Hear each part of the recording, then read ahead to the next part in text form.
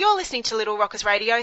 Now, many families will be dreaming about, and some lucky enough to go overseas or head north to escape the weather this winter, and many will also be going to the snow to enjoy the cold weather and make the most of it. With travel as a family, there's more to think about than just taking ourselves off on an adventure.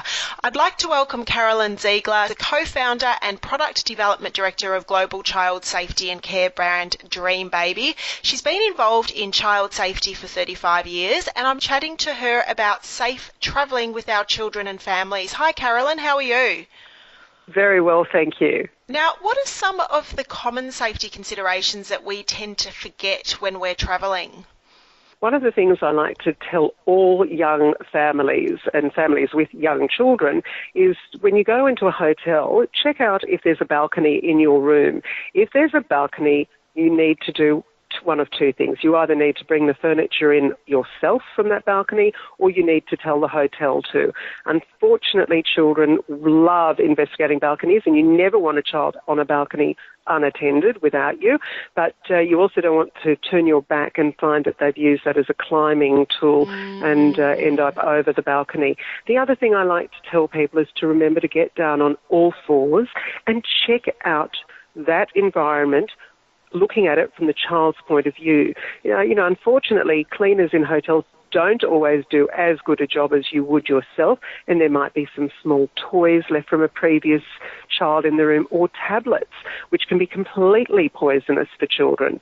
You know, if you're heading to a sunny spot, just remember to make sure your children get cooled off. If you're going to a hot place and, you're out in the sun all day, take a stroller fan, attach it to your stroller, and make sure your child's drinking lots of water. You don't want them to dehydrate. And also remember, keep your kids covered with clothing and suntan lotion. Remember, no hat, no play. It's something that the schools all do.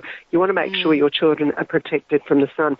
The snow. We all love a nice snow trip and a good snowball, but when you're driving to the snow, you want to be even more we always want to be vigilant on the road, but you want to be even more vigilant. So, having a rear view mirror so you can peer at your child in the back seat is always a great advantage, because not only can they see you, they can peer at your eyes and they can be more comforted.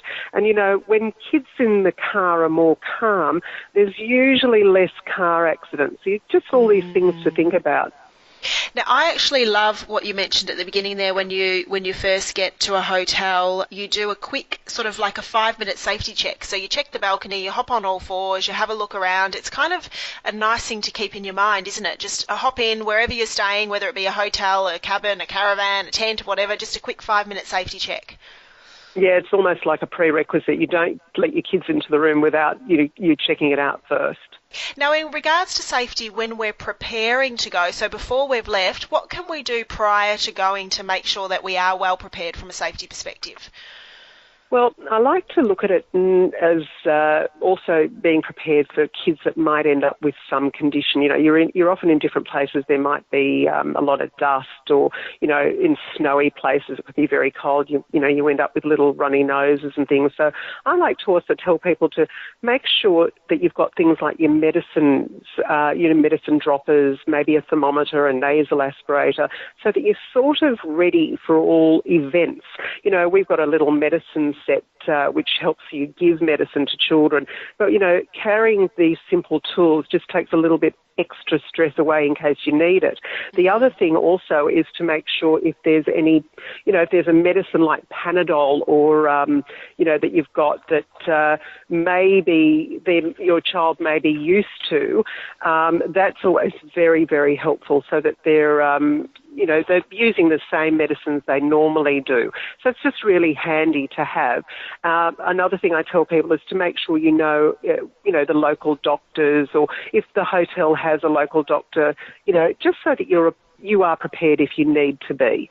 Yes, and hopefully there's no need for that, but it's always nice to be prepared beforehand. What are some top action tips that you may have if we are in a foreign country or we are away and our children do get injured? What are some top tips for us? I would, basically what I did before about knowing a local doctor, your hospital numbers, have a little first aid kit with you because, it just always helps. And again, having your medicines that you're used to, that's always really good. If you've got insurance, travel insurance, know your travel insurance. Something that I like to also tell people is to take along a few safety pieces of equipment. So if you were travelling within Australia, I would say take our, we even have a no tools, no screws kit, which has, your PowerPoint outlet covers, some appliance latches that are easy to install and easy to remove later. It's always very, very easy to, just stick a few things on if you've got them with you. If you're travelling overseas, you might even, if you go past a store, you might find a Dreambaby set of outlet plugs for the local country, because we do sell to over 100 countries, and that always comes in handy just to be prepared. Travelling back in Australia, you can also think about things like a bed rail, so a child doesn't fall out of the bed. Children often become very disoriented when they're not in their own bed, so having a bed rail means they're not going to fall out. Now, of course, you can't take that with you if you're travelling overseas, but you might want to then put a chair up against the bed, and so, just to make sure that, again, your child becomes a bit disoriented when they're not in their own bed. You don't want them falling out, so just putting that chair up is always very handy. But it's, again, it's common sense. Just make sure you've got, just as you would when you're going out and you've left a list of things for your babysitter, have those things ready for you to use that are for the local place that you're in. Yes, yeah, and don't feel concerned. I think when we used to go away when the children were young, I would rearrange the room. So I could have the bed up against the wall and then, the desk next to it or another bed next to it.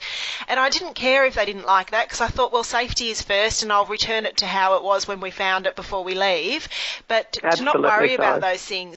Correct. I agree with you 100%. You need to do what suits your family, and also you want it to be a holiday. You don't want it to be, oh my gosh, now I've done this. It's harder being away than not being away. That is so true. You want it to be a holiday. Now, you mentioned a few products that can be purchased through Dreambaby. Where can people go to find more information and to find these products? Okay, they can go to our website, which is www.dreambaby.com.au, or they can, pop into a Bunnings, Baby Bunting, Big W. Lots of places carry our products. And for more information, go back to our website, dreambaby.com.au. Lovely. And for all of the information on this interview and links, you can go to www.littlerockersradio.com.au. Thanks for joining us today, Carolyn. Thank you for having me. That was Carolyn Ziegler talking to us about safety when we're travelling with our children. Thanks for listening.